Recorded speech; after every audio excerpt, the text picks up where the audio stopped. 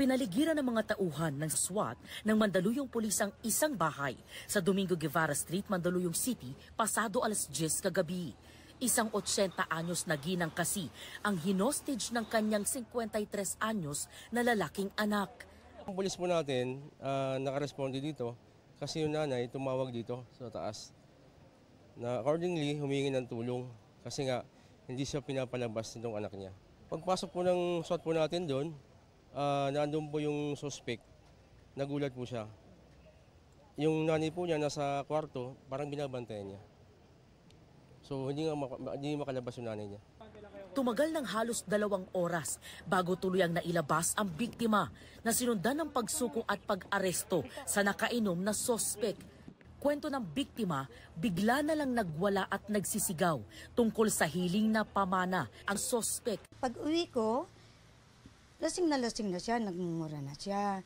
Ayun, nagwawala na siya doon, mamatay ka na sana, sinisipan niya yung pintuan ko.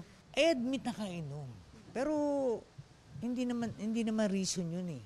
I love my mother, kaya lang si bossy siya eh. Replika lang ng revolver ang baril na ginamit ng suspect. Hindi po talaga sa akin. Kay mother yun eh.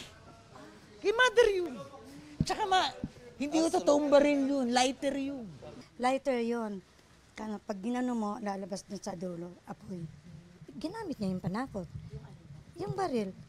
Puno ng emosyon ang tagpo ng pagharapin ang mag-ina sa pulisya.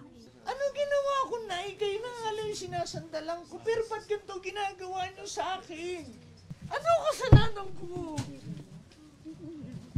Kinakontra ko kayo sa bali, pero naibal ko kayo. Hindi raw ito ang unang beses na nanggulo ang suspect ayon sa biktima. Sa pag lasing siya, nagwawala. Naaway ako. At hinihingan na ako ng mana. Gayunman, Papiyansahan ko siya para labasin ko siya. Papiyansahan ko siya para labasin ko. Oo, mabait naman yun. Napakasipag ng bait yun. Sa alak